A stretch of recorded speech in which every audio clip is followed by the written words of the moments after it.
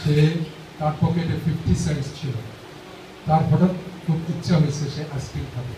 Ice cream দুই রকমের, একটা হচ্ছে নর্মাল আইসক্রিম যেটার দাম কম, আরেকটা হচ্ছে আইসক্রিম সান্ডি যেটা অনেক ধরনের সাজানো, অনেক ফ্লেভার টেভার ইত্যাদি দেওয়া থাকে। তো সে বসে একজন ওয়েট্রেসকে ডাকছে, যে কিনা খুব বিজি। ওয়েট্রেসরা যত বেশি সার্ভ করবে তারও একটা আশা যে যত বেশি তার কাস্টমার খুশি হবে, সে টিপস পাবে। তো ছেলেটা জিজ্ঞেস করছে যে তোমার এখানে আইসক্রিম নর্মাল আইসক্রিম আছে? বলছে আছে। কত? 50 সেন্টস। তারপরে বলছে আইসক্রিম সান্ডি আছে? বলছে আছে। ওইটার দাম কত? বলছে $1। তখন সে ওয়েট্রেসকে দাঁড় করে পকেট থেকে তার কয়েনগুলা গুনতেছিল, একটা একটা করে গুনতেছিল, এবং ওয়েট্রেস তার উপর খুব বিরক্ত হচ্ছিল যে আরে বাবা খাবে একটা আইসক্রিম, এবং সে এটা নিয়ে সময় নিচ্ছে। সে আবার চলে গেছে। আবার তাকে ডেকে এনে বললো ঠিক আছে আমাকে একটা নর্মাল আইসক্রিম দাও।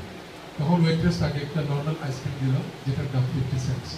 আইসক্রিমটা খাওয়ার পরে সে আসলে তার কাছে ছিল $1।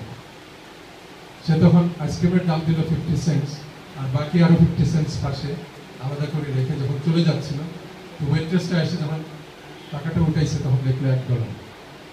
ছেলেটা তখন বেরিয়ে চলে যাচ্ছে, ওয়েট্রেসটা তখন দৌড়ে বাইরে তাকে ডেকে আসছে এবং তাকে এত আদর করছে, বুঝলো যে সে তাকে তখন মূল্যায়ন করলো, বললো যে তোমার 50 সেন্ট তুমি আমাকে টিপস দিয়েছো, আমি জানি তুমি $1 দিয়ে আইসক্রিম সান্ডি খেতে পারো, কিন্তু তুমি তোমার সেই 50 সেন্ট সেভ করেছো আমাকে দেওয়ার জন্য। সে জড়িয়ে ধরে তার ম্যানেজারের কাছে যে এই ছেলেটার একটু প্রশংসা করলেন, এবং this is a good example for you two